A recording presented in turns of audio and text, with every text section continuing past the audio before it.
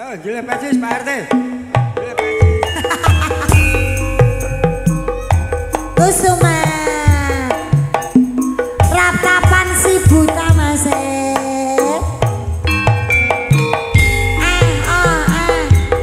Pargon joget Iya iya Iya iya Iya iya Iya iya iya Mbak Gudel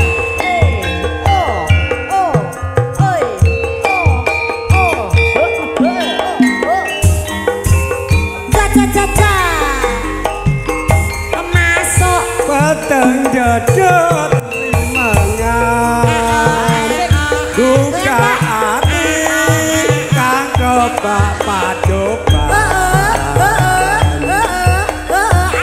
Iki awan apa bengi Kebangetan uripmu iki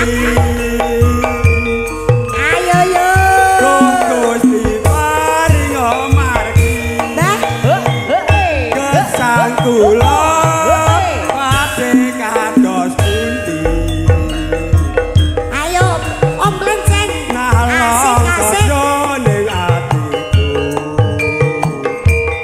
utati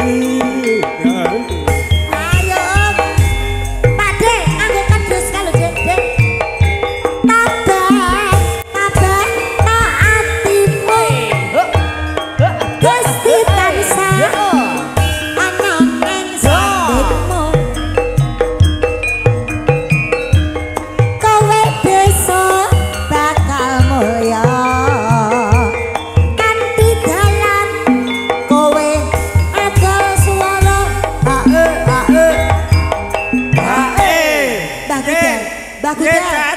Mbah Gudel. Gayengke Mbah Gudel. Mbah Gudel.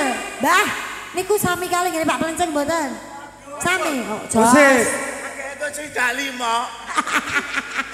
Pokoke iku ki dokone kono kabeh. Nggih, masuk Mbah, masuk Mbah. Mbah, masuk yo. Apa pancen nasibku?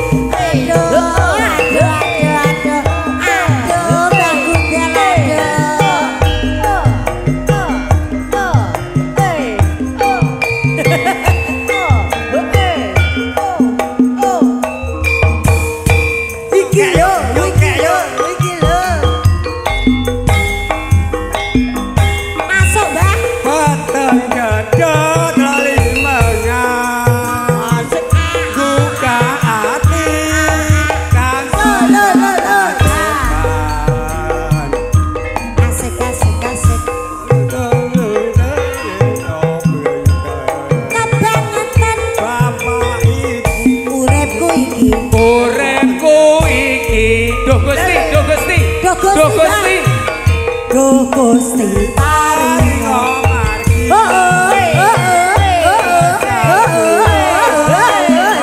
oke dia iya kula benjang tumut cinta derek aku Mbah melu aku Mbah ibu sampun boten wonten tabah no atimu yo tambah Gusti tansah ana ning sandingmu makasih lho Pak Plenceng kowe besok bakal mulya kanthi dalan kowe ado swara hae pokoknya iki kok garis kebak oke Pak jos pisan yo rasa nganggo sewane ya Pak oke makasih lho Mbah Gudel Pak Plenceng nggih no 25. Allah. Apa pancen wis nasibku? Iya, iya, iya, goyang Bu. Oke, iya. Iya, iya, iya. Iya, iya, iya. Nalong saja ning batinku. Das. Takut hati bocah yatim piatu. Jas, jas. Makasih loh Pak Gudel, Pak Wis, Kucing. gawa mrono kabeh.